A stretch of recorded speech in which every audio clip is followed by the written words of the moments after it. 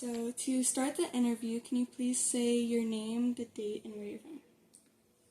Yes, hi, my name is Malorie Solis, and it is March 3rd, and I am from Santa Ana, California. Thank you. So my first question for you is, have you personally dealt with illness, and if yes, how? Yes, I have. I actually have a childhood illness that I've grown up with since I was 1 year old, asthma. And then I was diagnosed with Graves' disease maybe 8 years ago. Okay. So how has illness affected you and the people around you?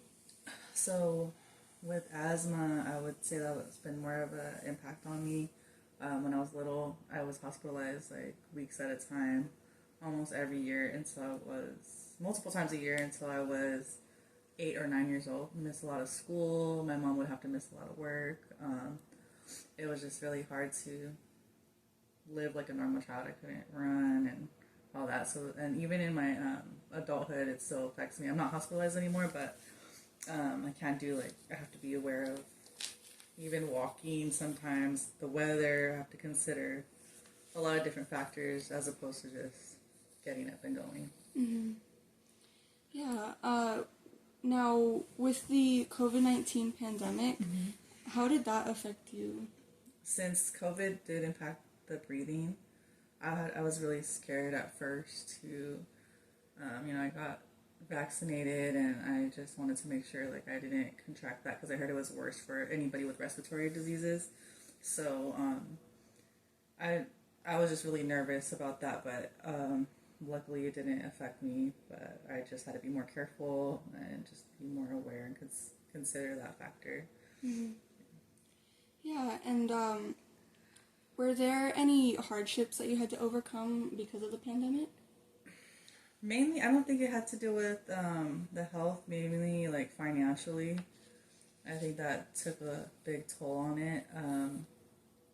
Just the loss of, some people lost their jobs, but I just feel like everything got more expensive and not too much, but just, financial. Mm-hmm. Mainly. Maybe mentally also on a lot of people, but I was fine.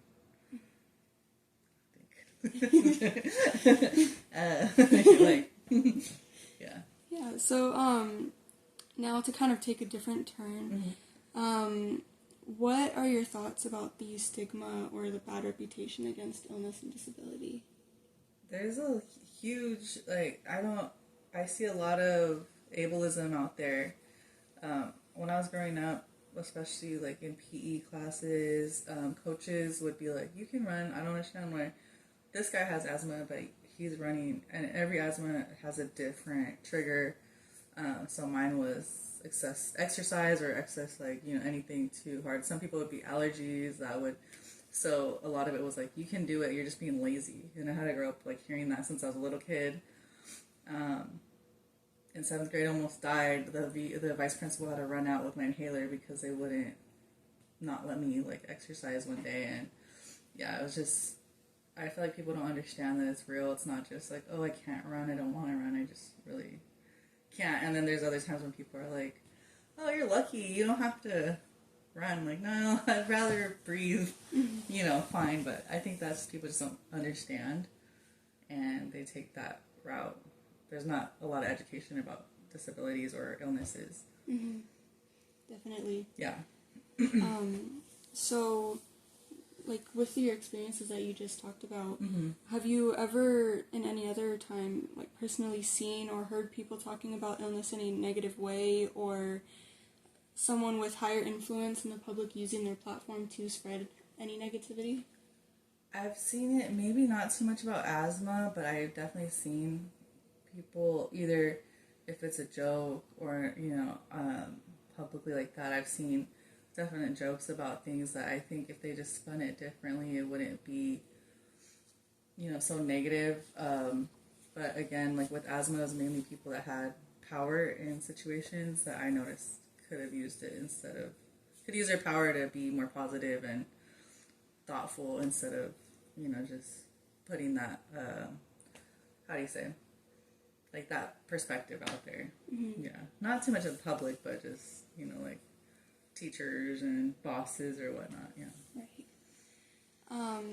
So what do you think is important for people to know or understand about illness? Just if you don't know about it, there's so many resources nowadays. Just get educated about it. I don't know a lot about a lot of people's diseases or illnesses. So if I don't know, it's not good to just judge. Like I think that's the biggest thing is just teaching or looking for answers, and also teaching your kids about it, and just helping them learn that everybody's different. Even if you can't see it. You can't see a disease. Sometimes it's, you don't have to wonder, oh, why is that person parked in a handicap? Like, don't worry about it. Like, those are the things I think more people need compassion and education about. Mm-hmm. Yeah. Definitely. Well, that was kind of my last question. Is there anything else that you would like to add or say? No, I think that's, like, the main thing is education. And I think that's helping, like, that could help a lot of people just overcome a lot of fears they have about diseases or but no, thank you. Thank you for letting me interview you. Thank you for interviewing me.